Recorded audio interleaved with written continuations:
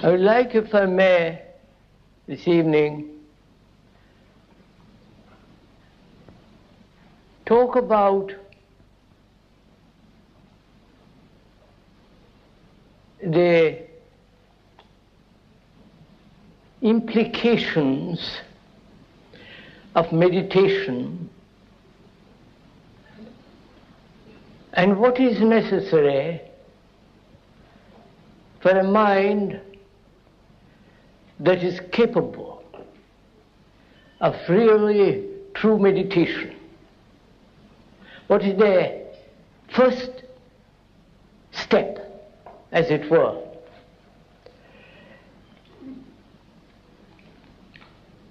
First of all,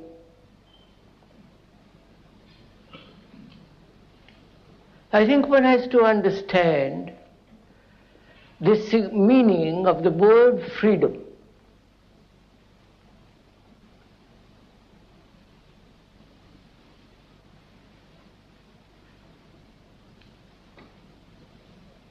For most of us, freedom implies freedom to express ourselves,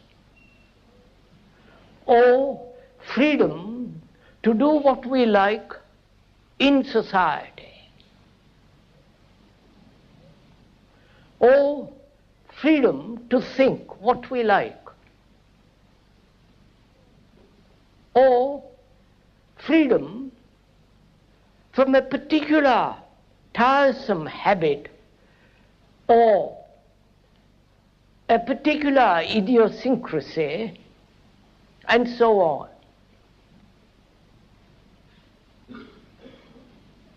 To understand what is freedom, because that is, it seems to me, absolutely necessary for a mind that's capable, without any distortion, to be able to meditate.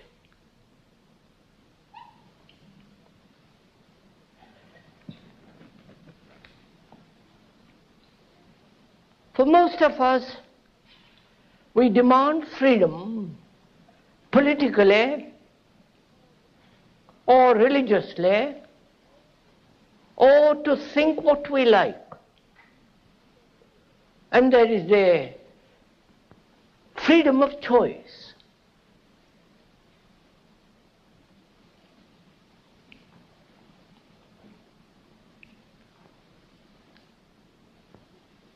Political freedom is all right, and one must have it.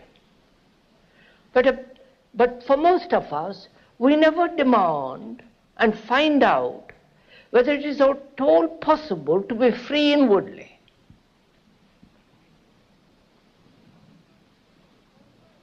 Our mind is a slave to its own projections, to its own demands, to its own desires and fulfillments.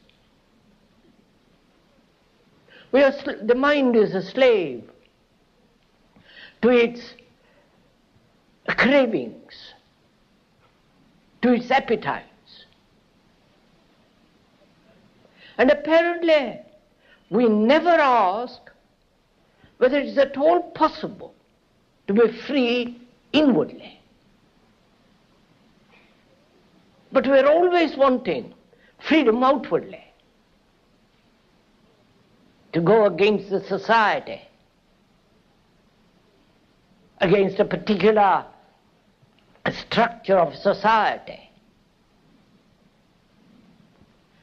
And this revolt against society, which is taking place all over the world, is a form of violence which indicates that one is concentrating on an outward change without the inward change.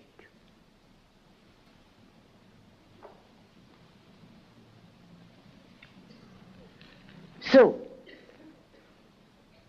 violence plays an extraordinary part in our life.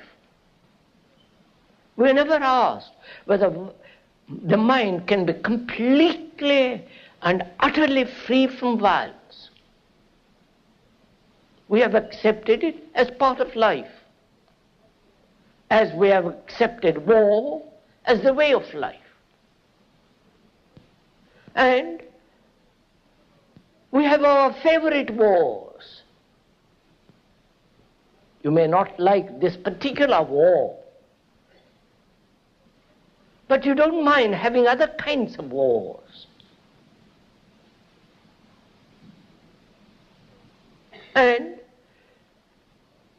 there will be always wars, and there have been for 5,000 years wars, because man has accepted violence as the way of life. And we never question whether the mind can be really and truly, deeply be free of violence.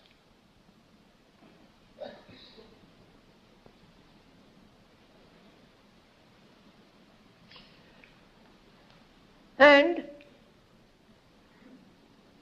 the permissive society in which we live, the culture in which is gradually coming out of this society,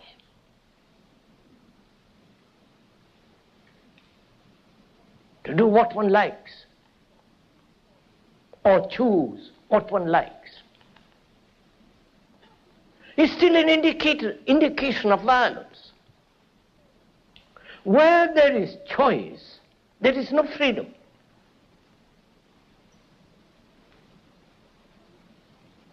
Choice implies confusion, not clarity. When you see something very clearly, there is no choice, there is only action. It's only a confused mind that chooses.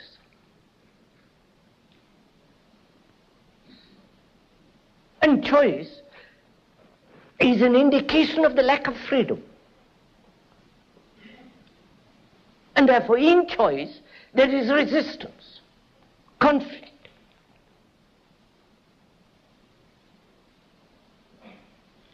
And so, our life as it is now is based on violence. Our life is conditioned by the verb to be.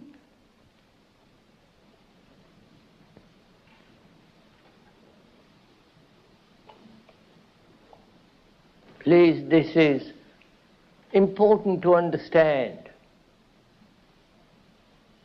how our life is guided and conditioned by the verb to be. One has been, one is, and one will be. The idea in that verb is to arrive, to succeed, to achieve, to become.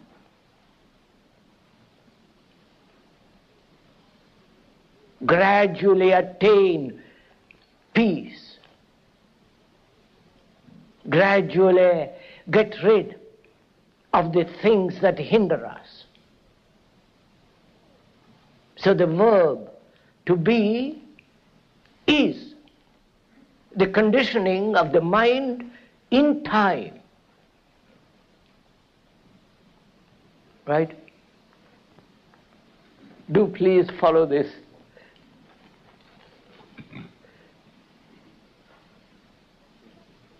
Because enlightenment is not a matter of time at all.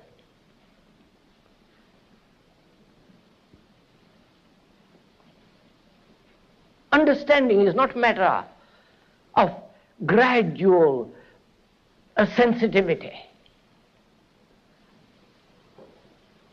Either one understands it immediately or not at all.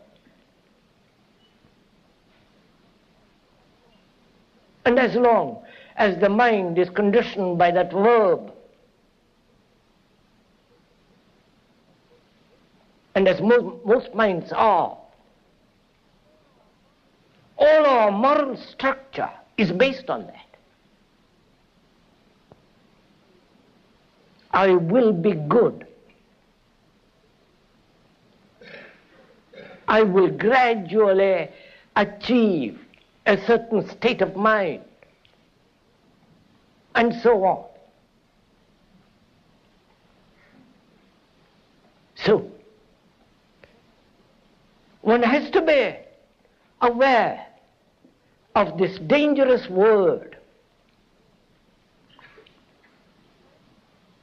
and find out whether the mind can be free of word. Because the word is never the thing. The description is never the described. And yet we are satisfied with the description,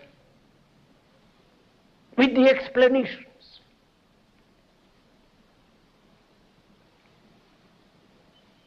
So,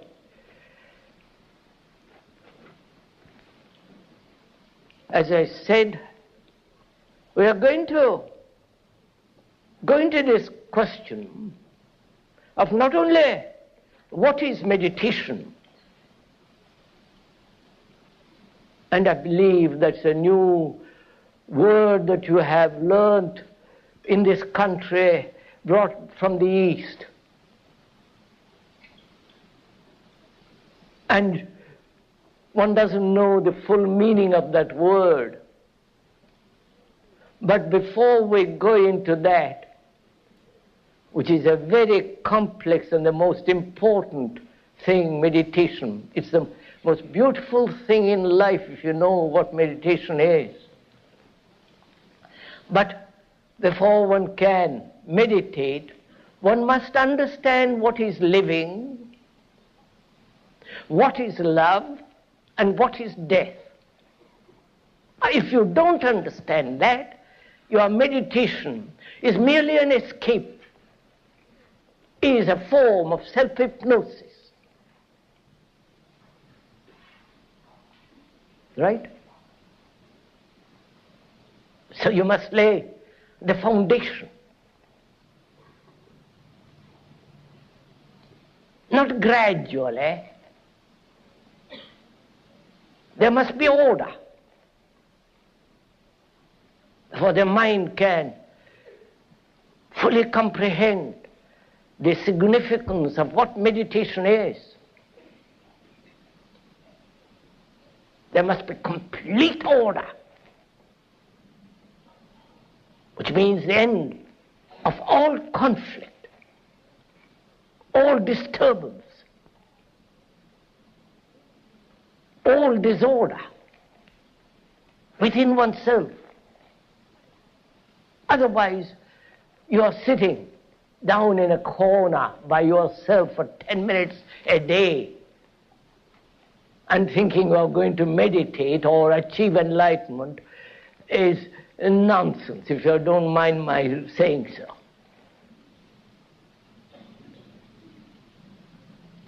So one has to understand what living is. And one can understand that only by observing what actually it is.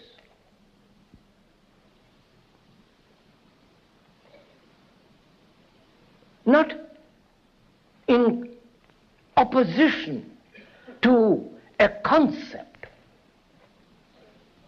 to a formula, to an ideology, but actually what it is. So one must be free to observe actually what our life is, not what it should be.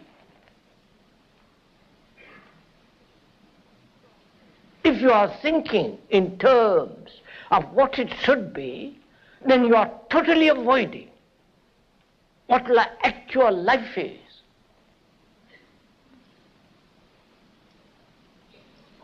So what is this life that we are living?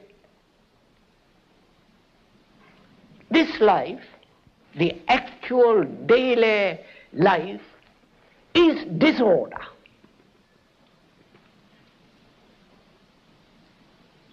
Isn't it? There's conflict. There is driving ambition.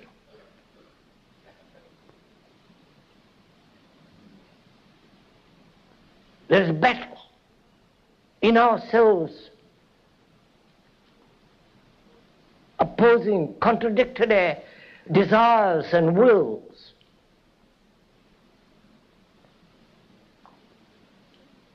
Endless frustrations.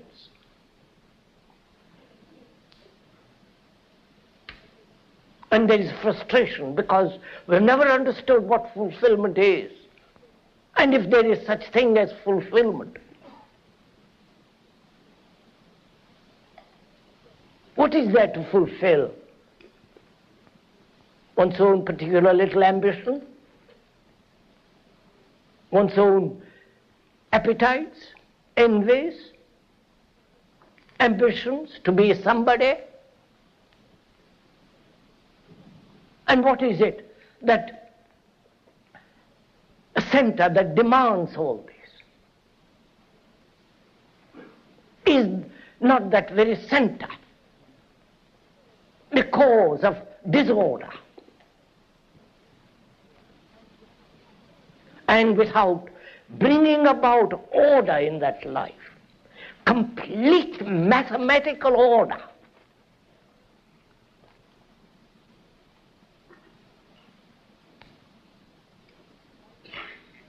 life has very little meaning. Going to the office every day for the rest of the 60 years or 40 years, living in this constant battle between what is and what should be, between the frustrated ambitions and the simple, clear, beautiful life.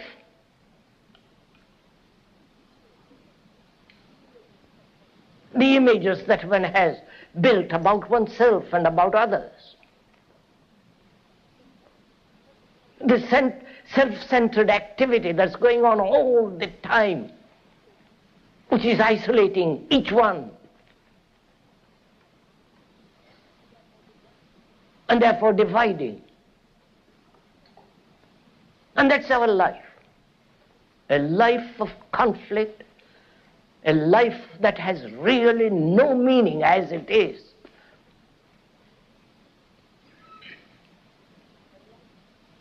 A life that is a battlefield, not only in yourself but also in your relationship. A life of division, contradiction, routine, monotonous. And a life that is, when you look at it very deeply, utterly lonely. A life that has no beauty. And that is our life. And we are not exaggerating it. If you observe yourself very carefully, without any prejudice, bias, when you look at every human being right through the world, the saint, the priest, the specialist, the careerist, the ordinary layman, are all caught in this. And we want to escape from it.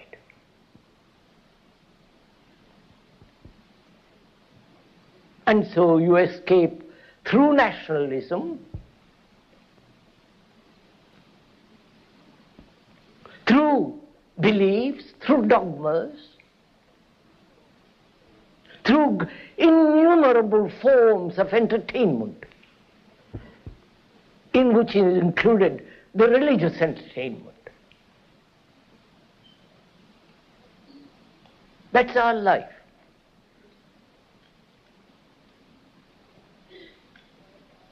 Comparing ourselves with something that should be, comparing ourselves with the greater, with the nobler, with the more intelligent, with the more spiritual, and so on and on and on. And therefore, conflict and fear. This is our life. A battle for security, and in the very search of security, psychological as well as physical, will bring about destruction.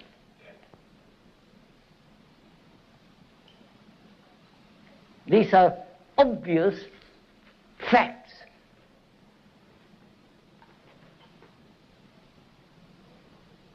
And from this we want to escape, because man has lived like this for thousands and thousands of years, with sorrow, confusion, and great misery and mischief.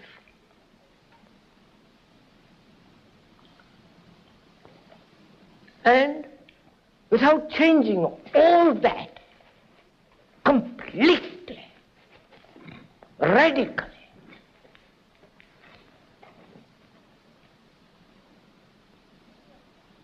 mere outward revolution, changing a particular system for another system, does not solve this aching agony.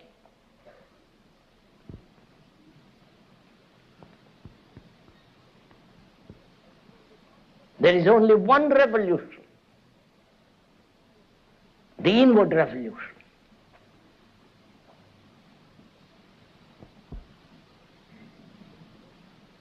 So, spitting on society, blaming society for your condition, is obviously blaming something which you have created. It's your society. You have built it. By your greed, envy, ambition, competitiveness, comparison, by one's own and inward hatreds, violence. So that is our life. Really quite insane life.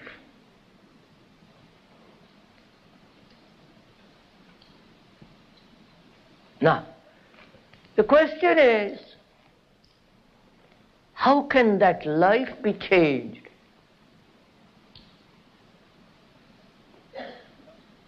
Not gradually,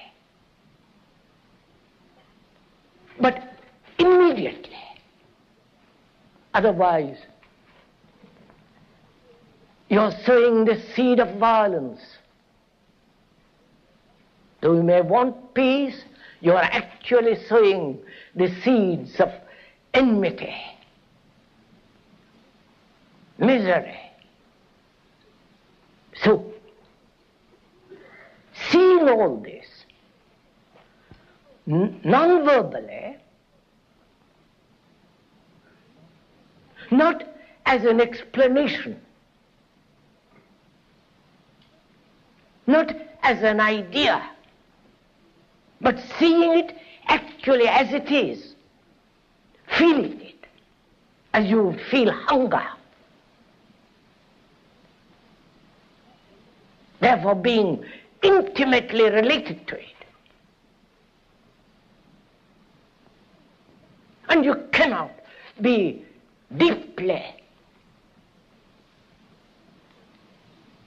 beautifully related to this living, which we call life, as long as you have any form of escape from it, any form of distortion.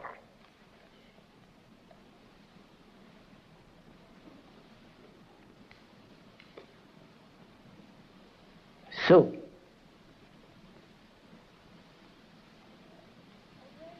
awareness without choice, to be aware of this whole phenomenon of existence, not someone else's existence, not being aware of this, of our life according to somebody, some philosopher, some guru, some psychologist, but being aware of it actually, because you yourself see it.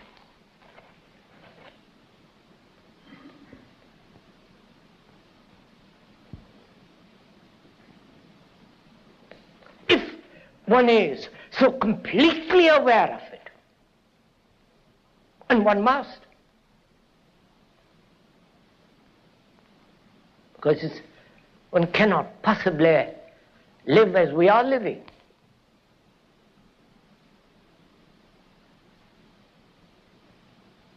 We're talking inwardly, psychologically. A life that's torn.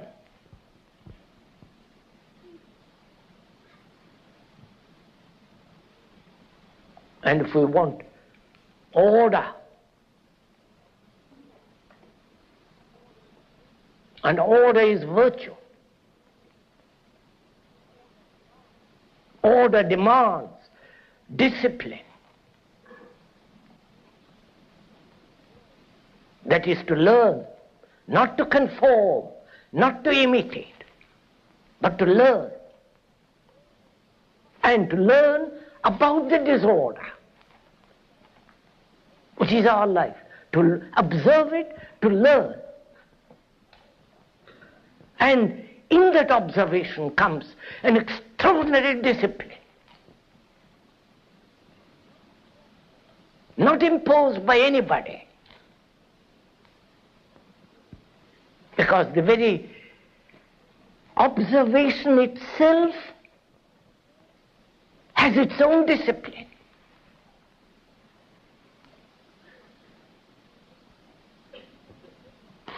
In the very act of observing, you are learning, and therefore the learning is the discipline.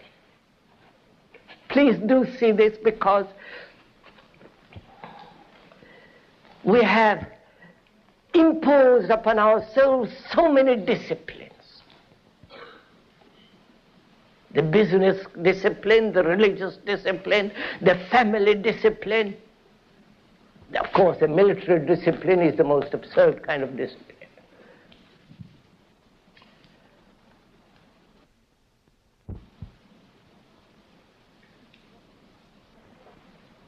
But we have got so many disciplines, the must and the must-nots. Always conforming, imitating, suppressing. And being suppressed, wanting to fulfill. All that is disorder. So, to understand order, to learn about order, not what order should be, but to learn about it, one must learn about disorder. Right? Are we following each other? Or are you being mesmerized by words?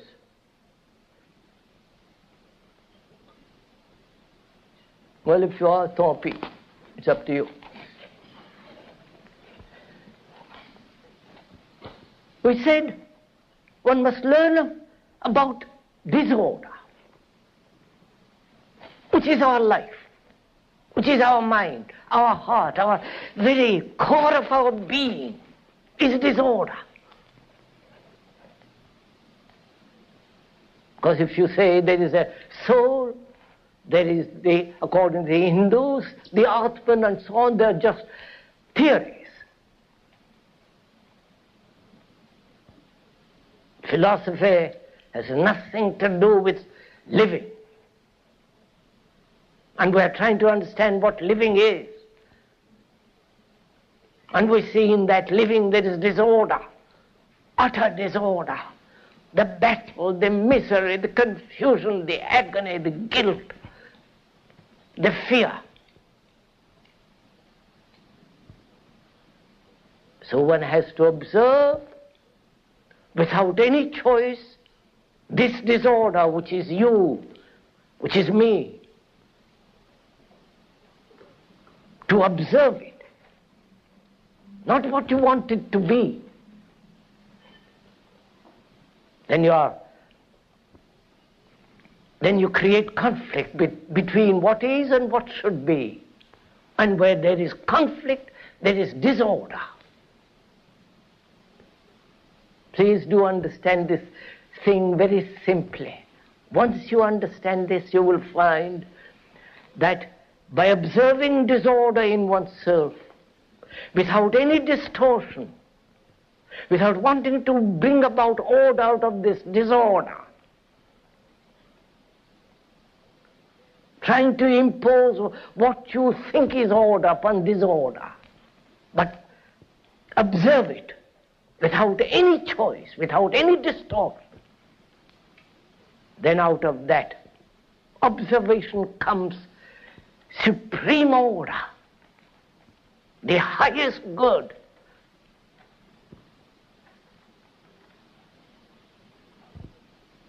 And in that there is a total revolution. And from that inward radical change, then there comes outward order, not the other way around. We want outward order first. And it's never been possible. Every revolution, including the communist revolution, said forget about the inward order. Let's have state order. And you know what's happening. Every revolution has done this. Try to bring about outward order without paying any attention whatsoever to the psychological supreme order within oneself.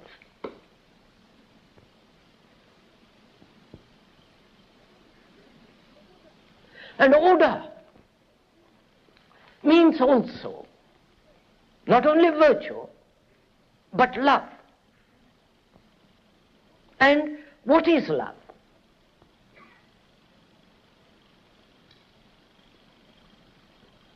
I wonder if you ever asked that question. What love is. Have you?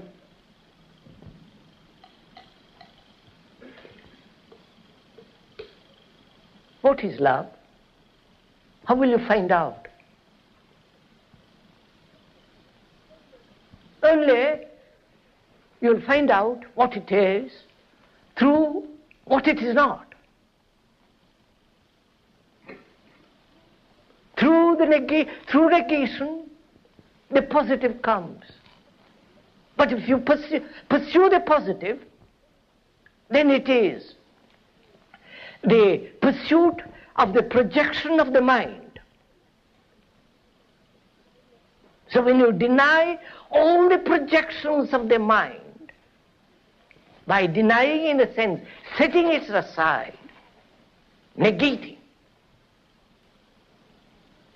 then you'll find out what it is. So that's what we're going to do.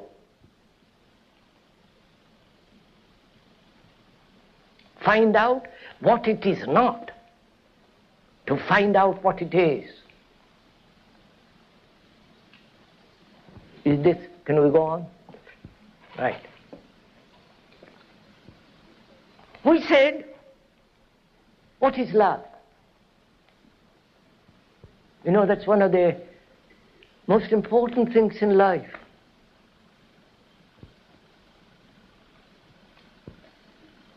If one has love, you can do what you like. Then there is no conflict. Then there is no evil.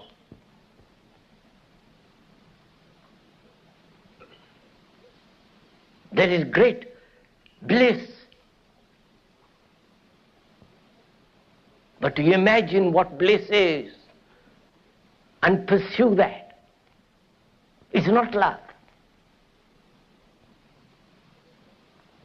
So we're going to see what it is not, and therefore come upon what it is. Therefore, it's not a question of searching out love, nor cultivating love. How can you cultivate love? All cultivation is the product of the mind, product of thought. It's like a mind that pursues humility. It says, I know vanity and I must cultivate humility. And when a mind that's proud and vain cultivates humility, it is still vain.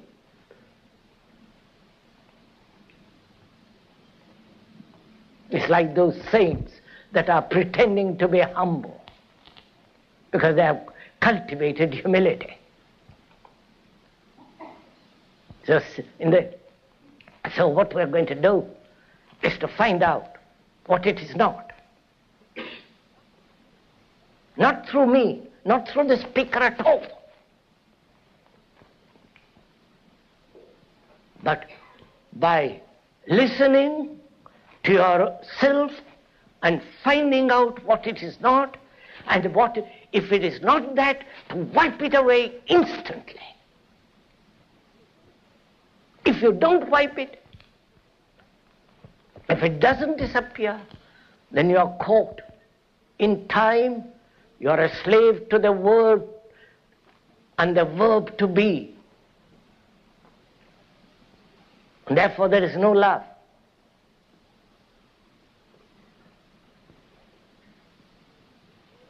So first we are asking what it is not.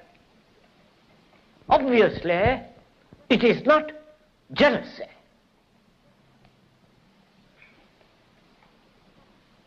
It is not envy.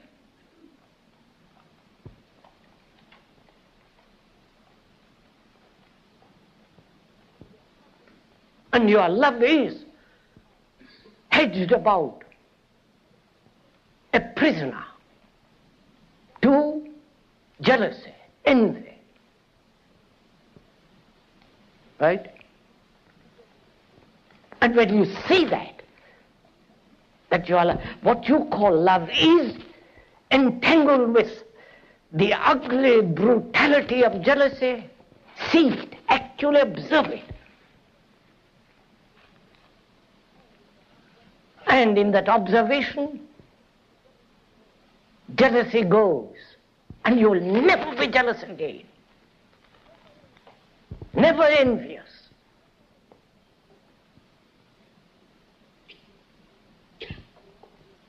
Please do this as we are talking. Envy comes only when there's comparison. And is love comparison? So, again, you put aside all comparison, which means all envy.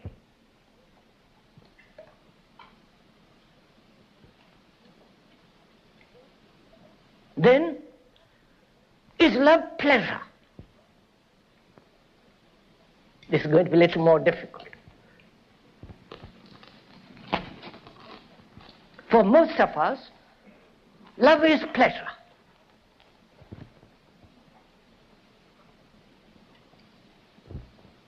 There is love, sexual love, or love of God, or love of God knows what else. It's based on pleasure.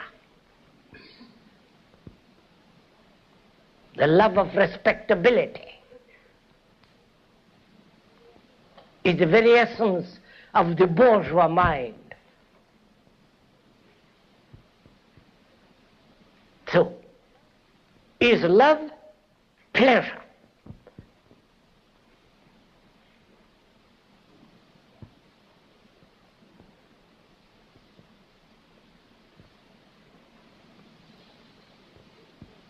Do observe it, please. We were saying yesterday evening what pleasure is. The product of thought. Having had pleasure of different kinds yesterday, you think about it. You have image upon image built, and that stimulates you, and that gives you pleasure, sexual or otherwise, and that you call love. And is it love? Because in pleasure there is frustration, there is pain, there is agony, there is dependency.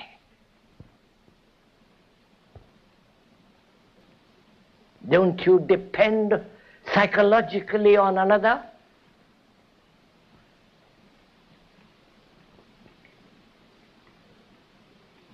And when you do, and you depend on your wife or your husband, whatever it is, and you say, I love you,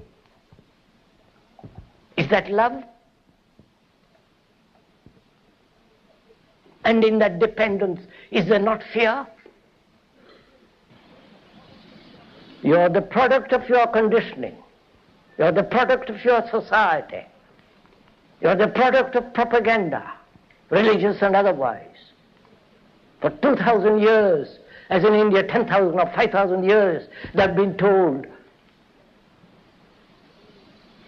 what to believe, what to think. You repeat what others have said. All your education is that, the repetition of what you have learned from a book.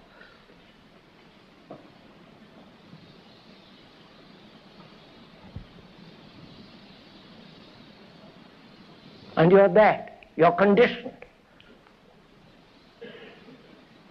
You're not free, happy, vital, passionate human beings. You're frightened human beings and therefore second-hand. You're full of authority of others, or your own particular little authority, of your own knowledge. You know something about something and you become an authority. So you're not free. And intellectually look, are you free? Not repeat what others have said. Not what you have been taught in the university or what you have learned from a book.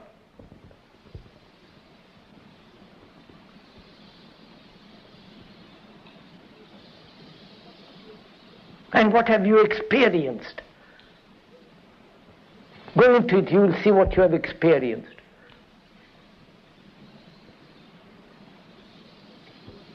You have experienced something that you can always recognize.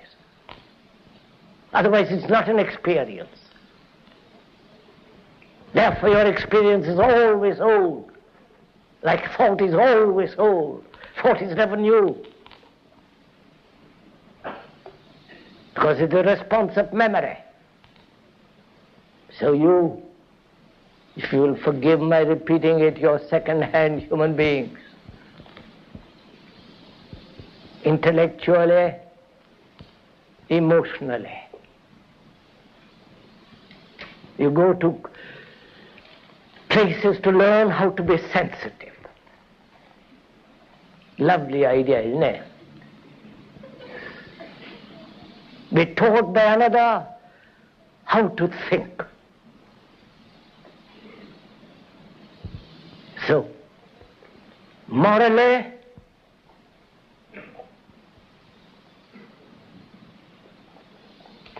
intellectually, deeply, you're not free, and therefore you're only free in your sexual expression. And that's why it has become so extraordinarily important.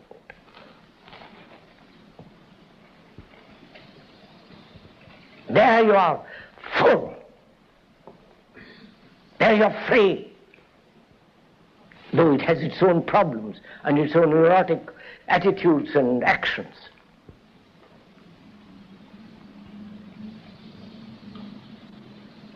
So sex becomes important when everything else becomes unimportant. When life, the whole of it, not just sex, life includes living. Life includes what love is, what death is. The whole movement of living. When that has no meaning, then one fragment which you call sex becomes extraordinarily important and vital. When you're not passionate about freedom inwardly, then you're lustfully passionate about sex. That's all. And with that, you associate love, pleasure.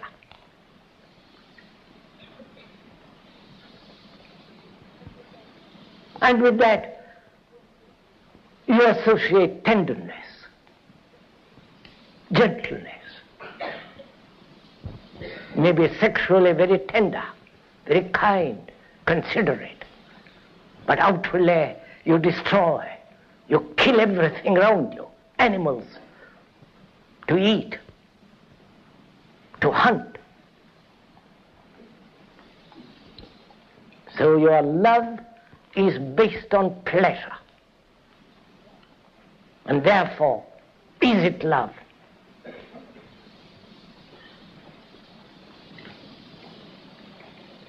Love surely is something none of all this. Compassion means passion for everybody. Not to your particular little desire.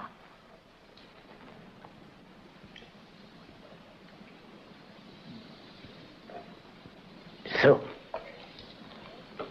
when you understand what disorder is, by observing very closely, out of that comes order.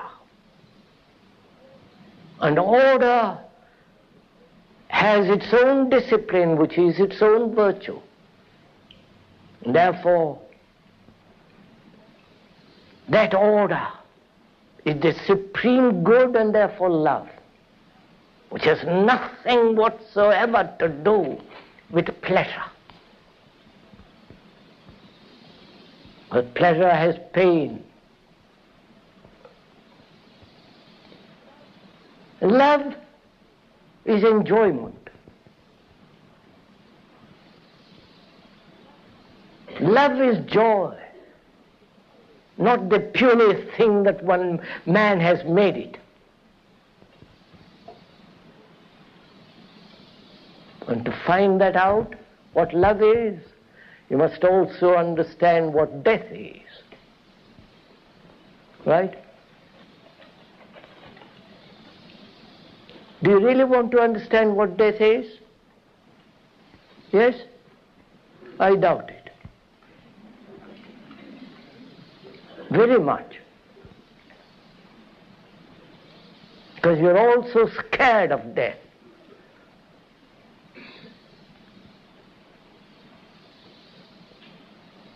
Aren't you? Or you have have a belief in afterlife. Therefore you are not frightened. You have rationalized your life,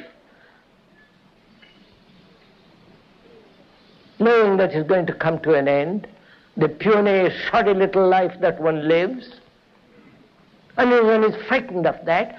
Therefore, say, let's rationalize it, think about it, clarify it, all the rest of it. Or you have a belief in afterlife. The whole of Asia believes in afterlife. Millions believe in reincarnation. But they never question what it is that incarnates.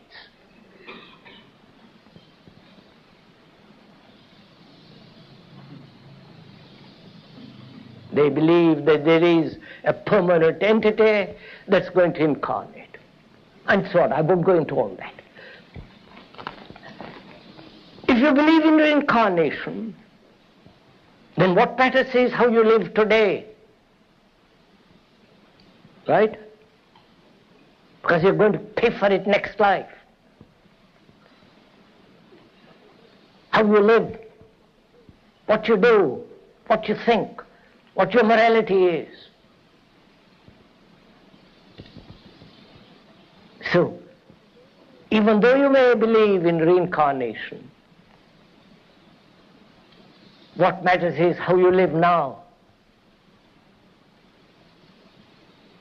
So you have to face death. Not postpone it till old age, some accident, disease, and so on. You have to meet it, you have to understand it.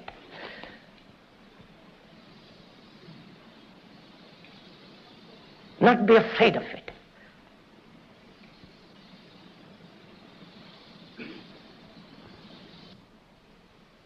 So we say we must understand life and avoid death.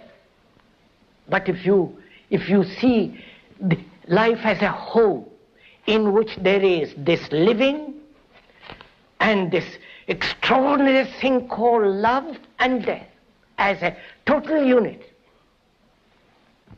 not three separate things, then what is death?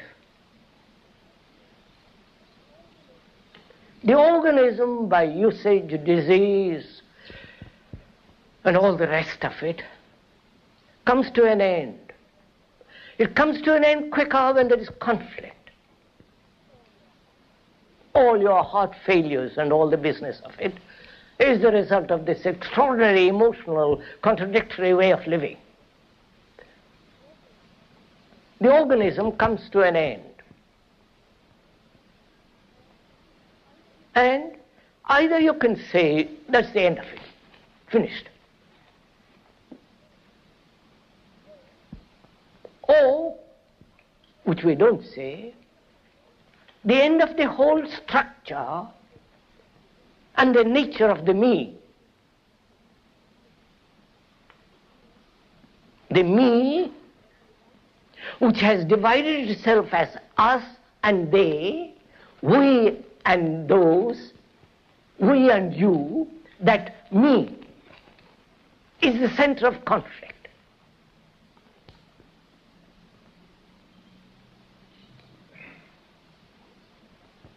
Now, can that me die?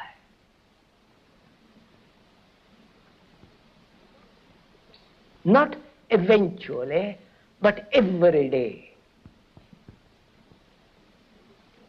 Then you will know what death is.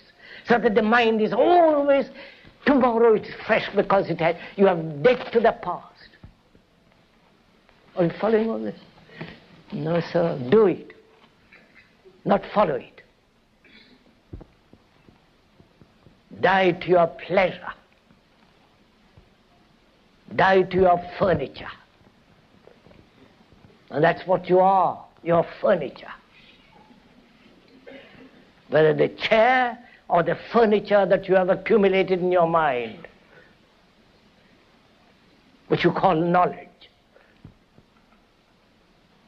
so that you die every day to everything that you have accumulated. And that's what's going to happen to you anyhow.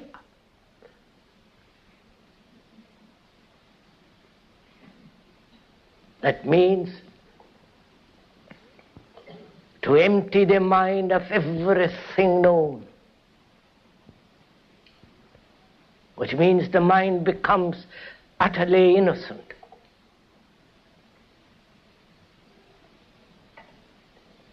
And it is only such a mind